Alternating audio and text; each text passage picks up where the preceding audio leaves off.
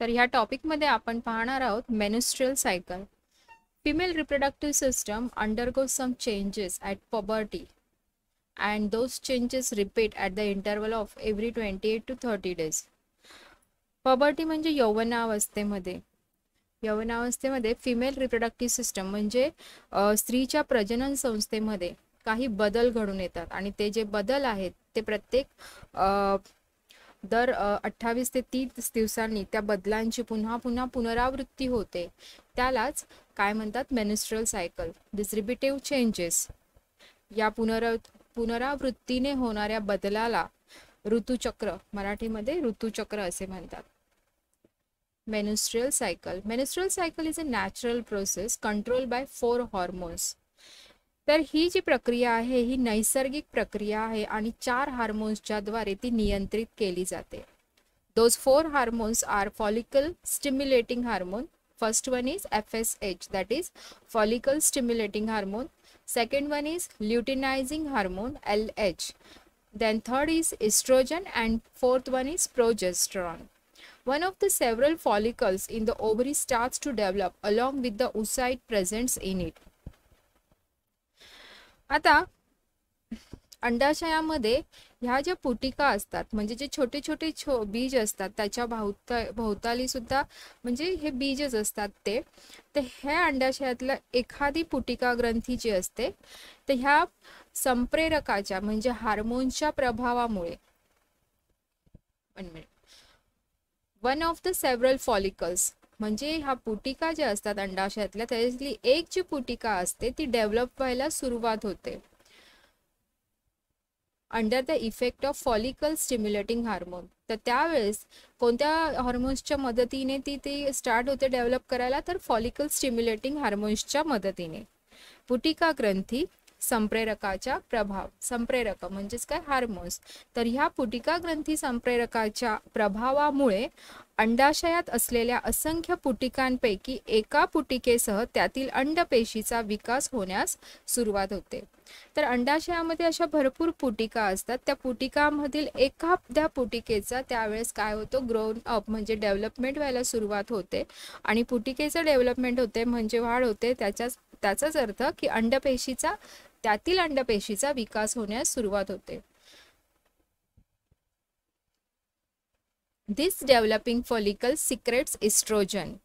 आणि ही मग विकसनशील पुटिका जी असते ही इस्ट्रोजन या हार्मोन्स आहेत हे स्त्रवते. कोण?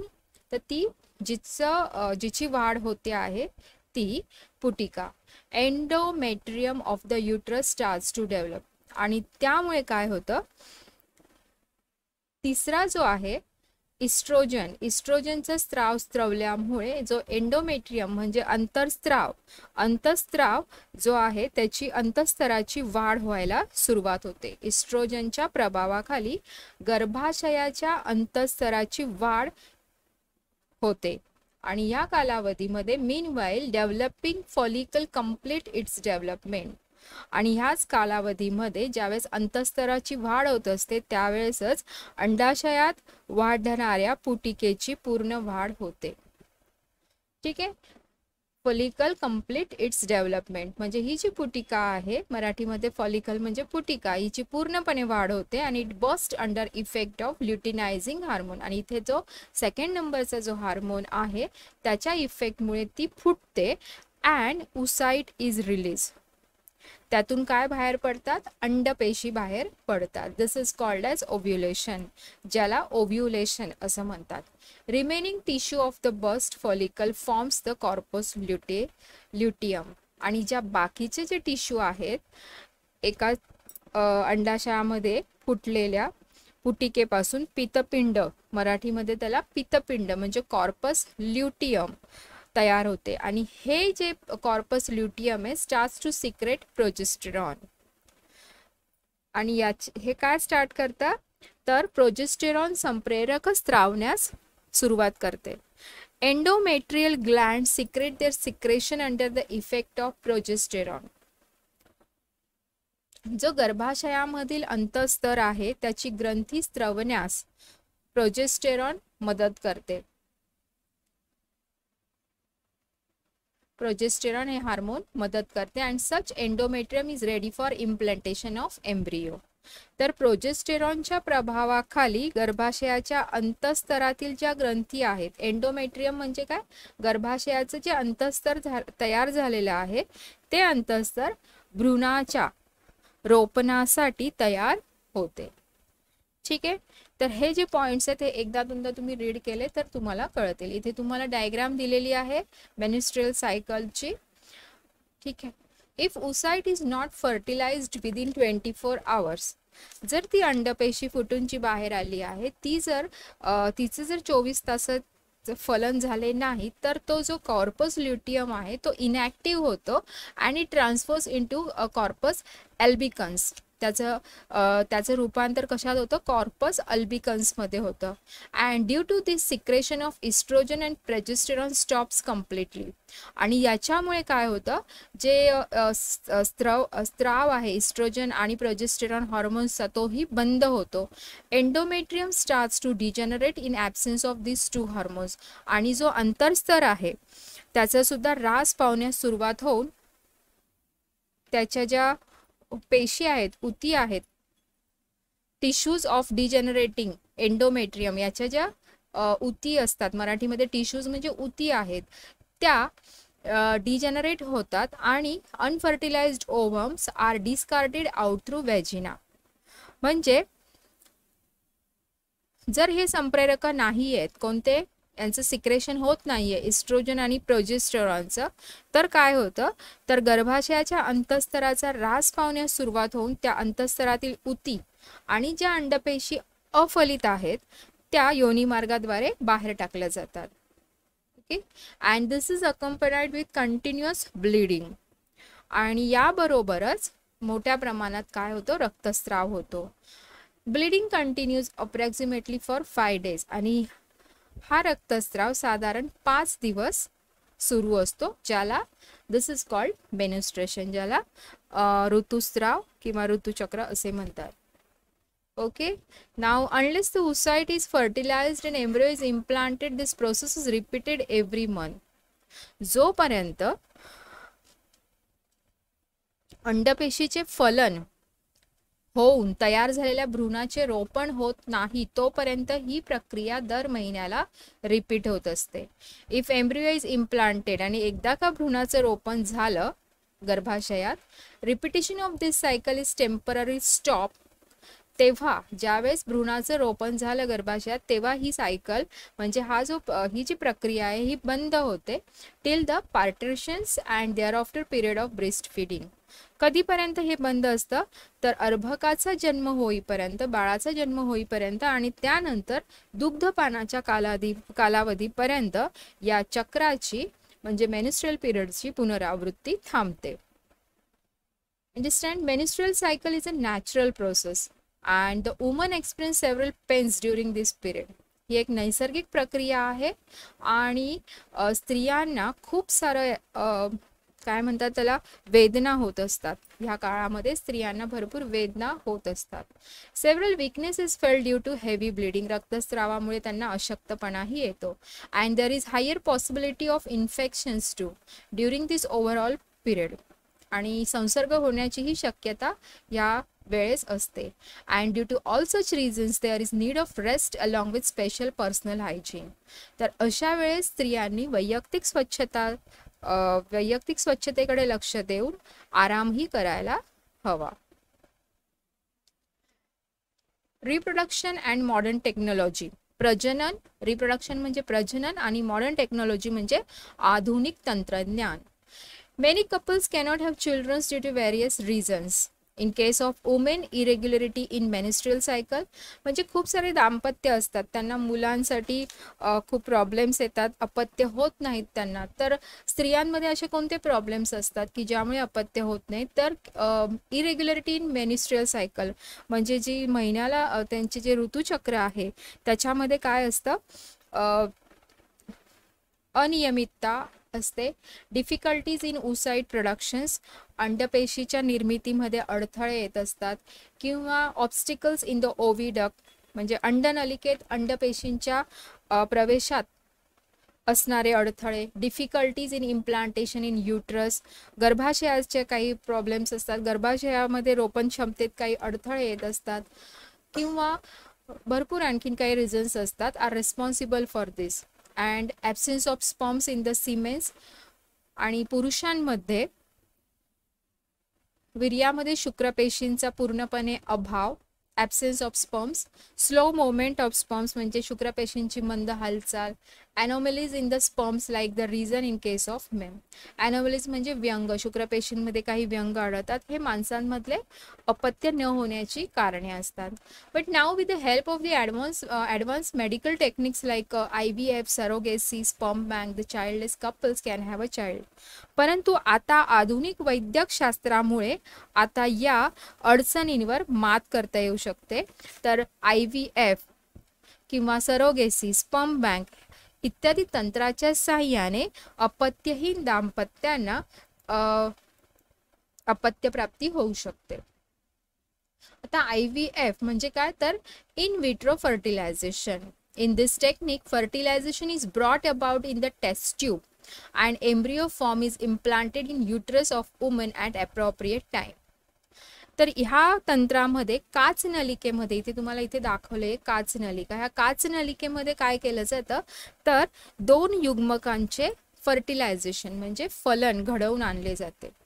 ठीक आहे. आणि मग जो एम्ब्रियो तयार होतो, तो जो भ्रूण होतो तयार, तो योग्य वेळी दाम्पत्यातील स्त्रीच्या गर्भाशयामध्ये त्याचं रोपण केले जाते. म्हणजे जे फलन प्रक्रिया जी आहे ती टेस्ट ट्यूबमध्ये म्हणजे काच नलिकेमध्ये होते, आणि नंतर त्या बीजाचं फलन झालेलं जो एम्ब्रियो आहे त्याला मग गर्भाशयामध्ये रोपण त्याचं केलं जातं. ही जी टेक्निक आहे ही कोणासाठी उपयुक्त आहे, तर is used for having the child in case of those childless couples who have problems like less sperms count, obstacles in oviduct etcetera. तर ज्या दाम्पत्यांना शुक्रपेशींचे अल्प प्रमाण आहे किंवा अंडपेशी अंडनलिकेमध्ये प्रवेश करण्यात असलेले अडथळे इत्यादी कारणांमुळे जर अपत्य होत नसेल तर हे तंत्र वापरून अपत्य प्राप्ती करता येते. Second is surrogacy. Some womens have problems in implantation of embryo in uterus. तर ही जी प्रक्रिया आहे ही कधी वापरली जाते, तर ज्यावेळेस काही ज्या स्त्रिया असतात त्यांचे जे गर्भाशय असते ते रोपणक्षम करण्यास सक्षम नसते, तर त्यामुळे अशा स्त्रियांना मॉडर्न रिमेडियल टेक्निक सरोगेसीची गरज पडते. इन दिस टेक्निक, या टेक्निकमध्ये काय केलं जातं, तर oocyte is collected from the ovary of the woman having problem in implantation in uterus. That oocyte is fertilised in test tube with help of sperms collected from her husband, and embryo formed from such fertilization is implanted in the uterus of some other women having normal uterus.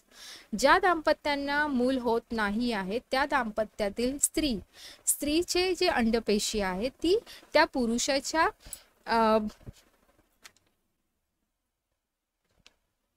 अंडपेशीचे काच नलिकेमध्ये स्त्रीच्या पतीच्या शुक्रपेशींचा वापर करून फलन घडवून आणले जाते, आणि जो भ्रूण तयार होतो तो दुसऱ्या स्त्रीच्या गर्भाशयात रोपण केला जातो. आणि अशा परिस्थितीत ज्या स्त्रीच्या गर्भाशयात भ्रूण रोपण केलं जातं त्या स्त्रीला सरोगेसी मदर, सरोगेट मदर असं म्हणतात. Is called as surrogate mother. Okay. Then third is sperm bank. There are various problems in sperm production as mentioned above in case of many men so as to have the children in case of such couples. New concept of sperm bank has been introduced. तर अनेक दाम्पत्यातील पुरुषांमध्ये शुक्राणू निर्मितीत नमूद केल्याप्रमाणे काही अडचणी असतात. तर so as to have the children in case of such couples, new concept of sperm bank has been introduced. तर जसं ब्लड बँकची जी पेढी असते तशी त्या लोकांसाठी वीर्य पेढी एक नवीन संकल्पना पुढे आलेली आहे. Semen ejaculated by the desired man is collected after their thorough physical and medical checkup and stored in the sperm bank. तर इच्छुक पुरुषाच्या सर्व चाचण्या केल्या जातात आणि नंतर त्याचे वीर्य साठवून ठेवले जाते. आणि नंतर गरजवंत म्हणजे as per the wish of needful couple, म्हणजे ज्या दाम्पत्याला गरज असते त्या दाम्पत्याचे oocytes of the woman of the concern couple is fertilised by IVF technique using the semen from sperm bank. तर वीर्यपेढीतल्या वीर्यामधनं अंडपेशीचे फलन केले जाते आणि resultant embryo is implanted in the uterus of same woman, आणि तो IVF केलेला म्हणजे IVF टेक्निकनी जो एम्ब्रिओ तयार झालेला आहे तो त्या स्त्रीच्या गर्भाशयात त्याचं रोपण केलं जातं. Name of the semens donor is strictly kept secret as per the law. तर इथे कायद्यानुसार वीर्यदात्याचे नाव गुप्त ठेवले जाते. ट्विन्स म्हणजे काय, तो जुळे. Two embryos develop simultaneously in the same uterus and thus two offsprings are delivered simultaneously and such offsprings called as twins. तर ट्विन्स कोणाला म्हणतात, जुळे कशाला म्हणतात, तर गर्भाशयामध्ये म्हणजे युट्रसमध्ये एकाच वेळी 2 भ्रूणांची वाढ होते आणि 2 अपत्य जन्मास येतात. अशा अपत्यांना ट्विन्स म्हणजे जुळे असे म्हणतात, जुळी अपत्य. Many couples have twins. There are 2 main types of twins as monozygotic twins and dizygotic twins. तर इथेही 2 प्रकारचे जुळ्या अपत्यांचे 2 प्रकार आहेत. एक आहे एकयुग्मजी जुळे म्हणजे मोनोझायगोटिक ट्विन्स, आणि ज्याच्यामध्ये 2 झायगोट तयार होतात ते dizygotic twins. Monozygotic twins are form from single embryo. तर हा जो मोनोझायगोटिक आहे तो एकाच एम्ब्रिओ पासून ही जुळी मुलं, मोनोझायगोटिक ट्विन्स म्हणजे ही एकयुग्मची जी जुळी मुलं असतात ही एकाच एम्ब्रिओ पासून बनतात. तर इथे काय होतं की जुळी मुले जन्माला येतात. तर during early period of embryonic development, म्हणजे ज्यावेळेस भ्रूणवाढीची अगदी सुरुवातीच्या काळामध्ये 8 दिवसांच्या आत, within 8 days of zygote formation, म्हणजे जायगोट तयार झाल्यावर, युग्मज तयार झाल्याच्या 8 दिवसांच्या आत त्याच्यातील ज्या सेल्स आहेत, cells of that embryo divide into 2 groups. त्यातील पेशी अचानक 2 गटांमध्ये विभागल्या जातात. पण हे केव्हा, 8 दिवसांच्या जायगोट तयार झाल्यानंतर 8 दिवसांच्या आत जर सेलची विभागणी झाली 2 ग्रुप्समध्ये, those 2 groups develop as 2 separate embryos, आणि ते 2 सेल्सचे जे ग्रुप आहेत हे वेगळे वेगळे भ्रूण म्हणून वाढू लागतात. पेशींचे एका पेशीचे 2 याच्यात विभाजन होते आणि ते प्रत्येक एक पेशी जे आहे ते एक भ्रूण म्हणून त्यांची वाढ होते. And thus monozygotic twins are form, आणि अशा प्रकारे प्रत्येकी एक भ्रूण तयार होते आणि त्यांनाच आपण ट्विन्स म्हणतो. And such twins are genetically exactly similar to each other. आणि अशा प्रक्रियेमध्ये जे मूल जन्मांना येते ते एकमेकांशी कसे असतात, जनुकीय दृष्ट्या तंतोतंत सारखी असतात, आणि म्हणून such twins are exactly similar in their appearance and their gender is also same. म्हणजे त्या दिसण्यात तर सेम असतात, पण जर दोघी मुली असतील किंवा दोघं मुलं असतील म्हणजे त्यांची जेंडर ही सेमच असतात. असं नसणार की एक मुलगा आणि एक मुलगी, तर दोन्ही मुलीच असतील किंवा दोन्ही मुलंच असतात. In case of monozygotic twins, if embryonic cells are divided into 2 groups, 8 days after the zygote formation, there is high possibility of formation of conjoined twins. आता मी इथे सांगितलं की जर 8 दिवसातच जायगोट फॉर्म झाल्यानंतर 8 दिवसाच्या आत जर पेशींचं डिव्हिजन झालं तर व्यवस्थित मुली किंवा मुलं जन्माला येतात, ट्विन्स जन्माला येतात. पण मोनोझायगोटिक ट्विन्समध्ये जर एम्ब्रियोनिक सेल्सचं डिव्हिजन हे आफ्टर 8 days नंतर झालं तर जे संतती जन्माला येते ती एकमेकांना त्यांचे जे अवयव असतात ते सामायिक असतात. जसं मागे टीव्हीवर आपण बघत होतो की 2 मुलींचं एकच डोकं होतं, म्हणजे त्यांचे जे अवयव आहेत काही अवयव हे सामायिक असतात. म्हणून असं जे जुळे मुलं जन्माला येतात यांना सामायिक अवयव असतात आणि त्यांना कंजॉइंट ट्विन्स किंवा सायमिस ट्विन्स असं म्हटले जाते.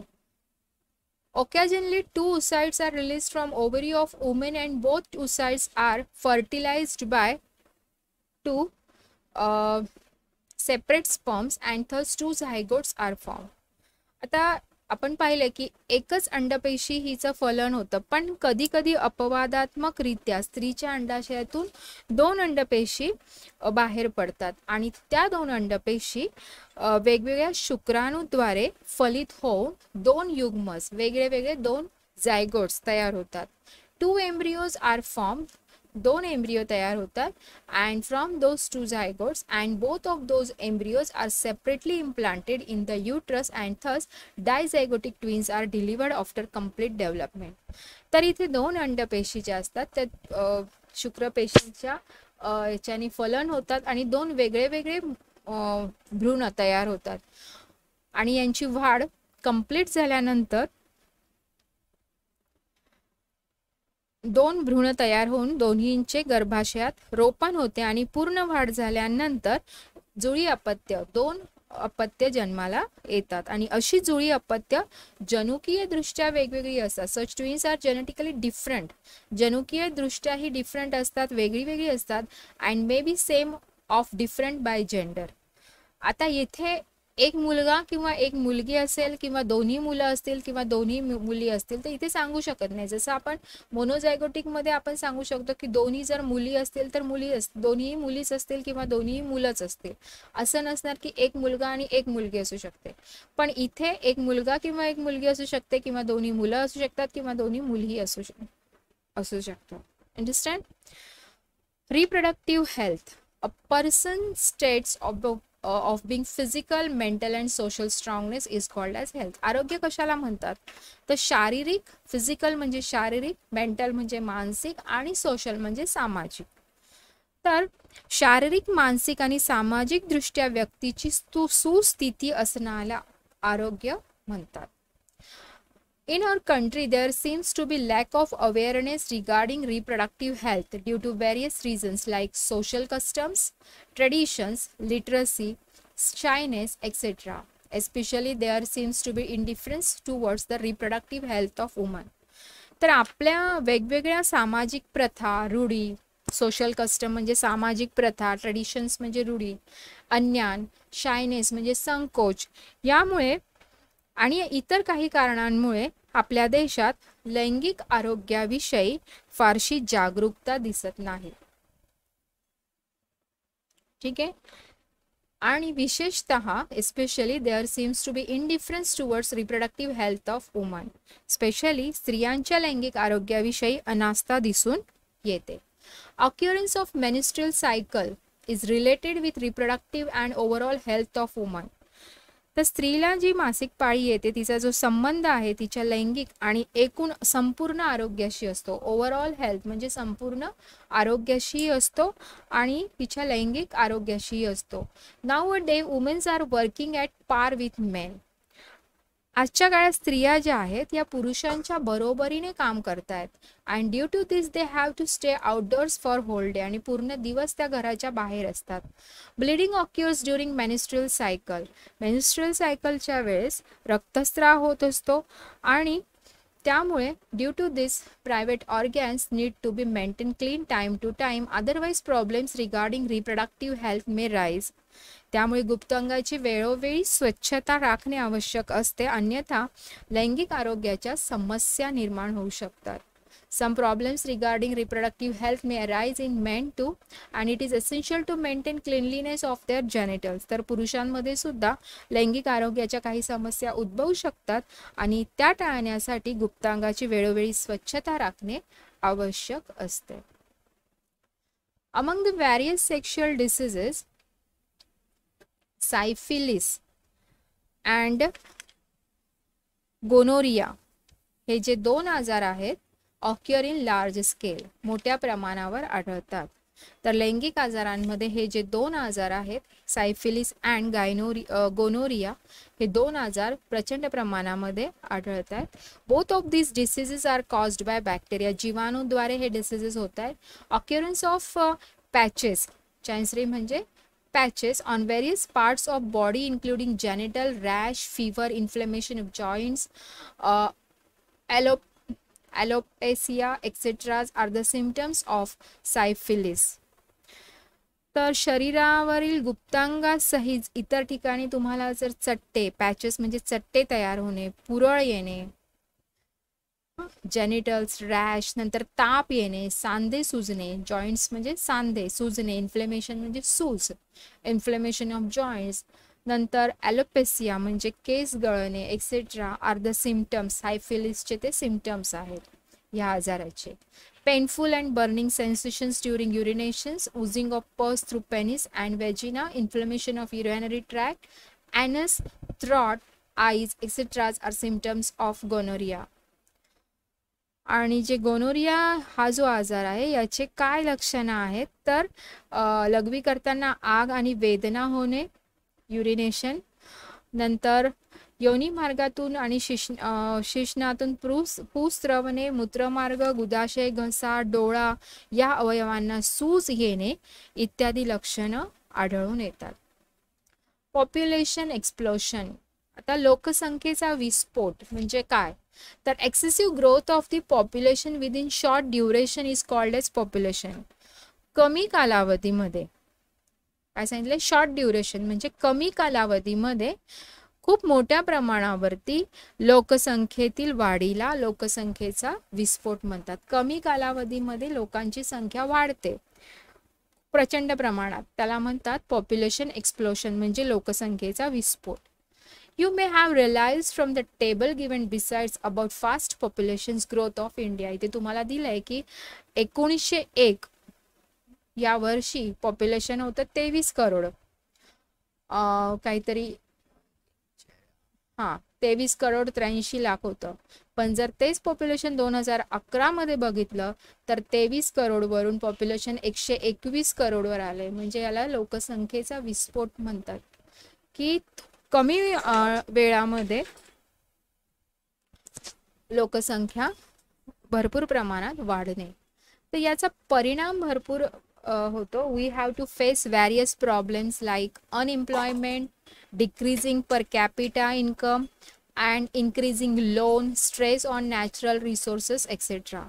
या परिस्थितीमुळे काय होतं तर बेरोजगारी वाढते, दरडोई उत्पन्न आणि कर्ज वाढतं, नैसर्गिक साधन संपत्तीवर पण याचा ताण पडतो. There is only one solution for all such problems and it is population control. आणि म्हणून याचं सर्वांचं एकच हे असतं उपाय की तो आहे लोकसंख्या नियंत्रण. Family planning is essential for this. आणि याच्यासाठी फॅमिली प्लॅनिंग करणे म्हणजे दाम्पत्याला